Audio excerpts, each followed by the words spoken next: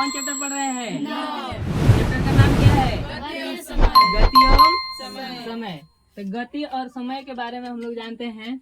जैसे ये पंखा हो गया, क्या है? पंखा है। पंखा में घूर्णन गति होता है। कौन गति होता है? घूर्णन गति। घूर्णन गति जैसे कि मान लीजिए एक ही किसी एक सतह पर बार बार वहाँ घूमे, उसको घूर्णन गति कहते हैं। जैसे मान लीजिए कि पंखा एक ही धुरी पे घूमता है। एक ही धुरी पे घूमता है ना? काऊ घरवा में चारों तरफ जाके घूमता है? नहीं घूमता है। पंखा कहाँ घूमता है? एक ही जगह पर घूमता है। जैसे हम यहाँ पर दरई पर घूमने लगे, कौन गति है? घूर्णन गति है। कौन गति है? घूर्णन गति। पंखा कौन गति करता है? घूर्णन गति। घड़ी में कौन सा गति होता है? आवर्ती गति होता है। घड़ी में कौन गति? आवर्ती गति। मतलब मान लीजिए कि यहाँ 12 का जो सुई है, यहाँ से सुई चलकर 1 2 3 4 5 ऐसे करके फिर 12 पर आ जाए तो कौन गति है? आवर्ती गति है। का घड़ी से बाहर जाकर सुई घूमता है? नहीं घूमता है। यहाँ से ये अपने जगह से दूसरे जगह जा सकता है? नहीं जा सकता है। कौन गति है? आवर्ती गति। अब हम लोग आते हैं स्पीडोमीटर, यानी जो मोटरसाइकिल होता है उसमें स्पीड दर्शाने के लिए दिया होता है आगे मीटर। देखें आप लोग, तो उसमें मीटर होता है। तो वहाँ जैसे मान लीजिए कि हीरो का बाइक है, उसमें 0 से लेकर 140 तक संख्या अंकित होती है। कितनी होती है? 0 से लेकर 140 तक संख्याएं अंकित होती है। इस पे कुछ जो स्पीडोमीटर होता है उसमें कुछ संख्याएं दर्शाई होती है, जो कि 0 से लेकर कहाँ तक होता है? 140 तक होता है, जो कि मोटरसाइकिल के चाल यानी गति को बताता है। किसको बताता है? मोटरसाइकिल के गति को बताता है। तो देखिए 0 से लेकर 140 के बीच होता है। अब देखिए 0 पर रहता है तो उसमें कोई गति नहीं हो रहा होता है, गाड़ी एकदम एक जगह पर रहता है। लेकिन जैसे गति करने लगेगा तो जो स्पीड का सुई है ये धीरे धीरे आगे बढ़ते जाएगा। जैसे गाड़ी गति करते जाएगा वैसे स्पीड का मीटर कैसे हो जाएगा? बढ़ते जाएगा। देखिए इसमें जो होता है ना, इसके साइड में कुछ पट्टियां बनी होती है, जो कि 0 से लेकर 40 और 30 के बीच में जाइएगा तो ये ब्लू होता है। कैसा होता है? ब्लू होता है। उसके अब 40 से 60 70 के बीच में जाइएगा तो वहां तक उसका रंग जो होता है ग्रीन होता है। कैसा होता है? ग्रीन होता है। किसी किसी गाड़ी में अलग दिया होता है। और उसके बाद 90 से 140 के बीच में जाइएगा तो रेड कलर होता है। कौन कलर होता है? Red colour. तो देखिए जो 0 से लेकर 30 40 के बीच में होता है, यह होता है कि हम लोग साधारण गाड़ी चलाने के लिए 0 से लेकर 30 40 के बीच में चला सकते हैं। कितना तक?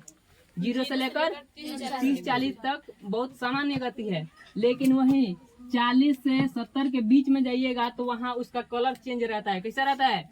उसका साइड वाला पट्टी जो है, देखिएगा मोटरसाइकिल में ध्यान से, तो उसका कलर जो है यहाँ 40 से लेकर 70 80 के बीच में कलर उसका ग्रीन होता है। तो वो जो होता है थोड़ा सा खतरे के संकेत होता है। लेकिन वहीं अब 80 90 से चला जाइएगा 140 के बीच। किसके बीच? 90 से 140 के बीच। तो वहाँ कांटा के जगह पर यहाँ जो साइड में पट्टी बनी होती है रेड कलर बनी होती है। कैसी बनी होती है? Red colour. रेड यानी लाल। कौन कलर? लाल कलर। लाल कलर किसका संकेत होता है? खतरा का। किसका संकेत होता है? खतरा का संकेत होता है। तो इसमें दिया होता है कि अगर आप 90 से 140 के बीच में चलाते हैं तो आपका कोई भरोसा नहीं है कि आप सही सलामत रह सकते हैं। कहीं भी अगर थोड़ा भी गाड़ी का गति या थोड़ा भी इधर उधर हुआ तो आदमी चल बच सकता है। कहाँ से कहाँ तक? 90 से 140 के बीच। कौन सा कलर होता है पट्टी में? लाल कलर होता है। लाल कलर किसका संकेत होता है? खतरा का संकेत होता है। ऐसे में बाइक में जो इस साइड रहता है मीटर, वो जो फ्यूल यानी जो गाड़ी में तेल होता है उसको दर्शाता है। ई रहता है, इस साइड ई रहता है, इस साइड ई रहता है। तो ई यानी इमरजेंसी को दर्शाता है। किसको दर्शाता है? इमरजेंसी यानी तेल बहुत कम है। कितना है? इसमें भी एक कांटा होता है, अगर ई पर हो तो समझ लीजिए कि तेल बहुत कम है गाड़ी में। कितना है? तेल कम है। इसी साइड में रहता है एफ। क्या रहता है? एफ रहता है फ्यूल वाला में। तो एफ का मतलब होता है अगर सुई एफ पर हो तो टंकी फुल है। क्या है? मोटरसाइकिल का जो टंकी होता है, अगर इसका फ्यूल वाला यानी तेल वाला जो सुई है एफ पर रहे तो समझिएगा कि टंकी में तेल क्या है? फुल है। अगर ई पर रहे तो तेल बहुत कम है, इमरजेंसी में है। अच्छा, हम लोग घड़ी में समझ लिए कि कौन गति होता है, पंखा में समझ लिए कि कौन गति होता है। अब यहाँ ये दोलन गति, कौन गति, दोलन गति। मान लीजिए कि यहाँ जो आप लोगों को दिखाया गया है, ये धातु के तीन धातु के गोले हैं। क्या है, 3 धातु के गोले हैं, जिसको हम दर्शाए हैं ए, ओ और किससे, बी से। ये तीनों जो दिखाया गया है, ये गति करता हुआ है। कैसा है, गति कर रहा है।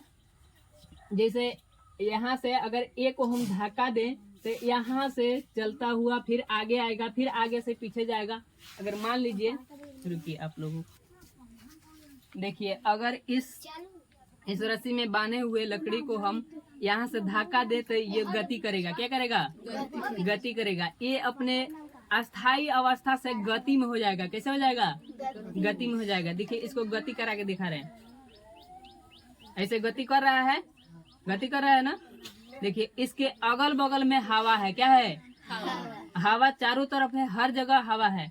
अगर इसके अगल बगल से हम लोग हवा को हटा दें, यानी हवा से इसको मुक्त कर दें, तो ये जो है लकड़ी गति कर रहा है, तो ये जिंदगी भर गति में ही रह जाएगा। कैसे रह जाएगा, गति में ही रह जाएगा। लेकिन अगर वही हवा यहाँ पर है तो ये गति करते करते करते करते कुछ समय के बाद क्या हो जाएगा, रुक जाएगा। अभी गति इसका धीरे धीरे धीमा हो रहा है।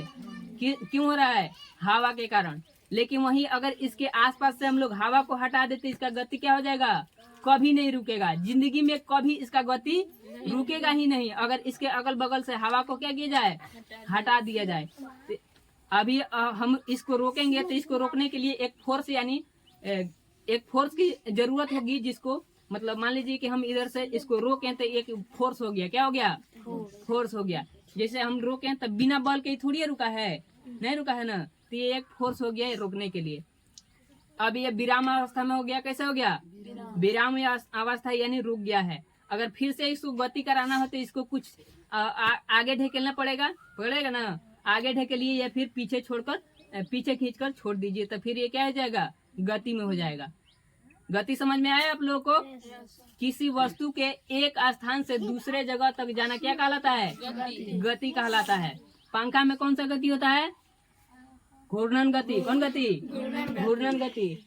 घड़ी में कौन सा गति होता है, आवर्ती गति। इसमें कौन गति है, दोलन गति। अभी हम वही कौन गति करा रहे हैं, दोलन गति है। कौन गति है, दोलन गति है। इसको आवर्ती गति भी कह सकते हैं। ठीक है, इसमें कोई दिक्कत है नहीं है।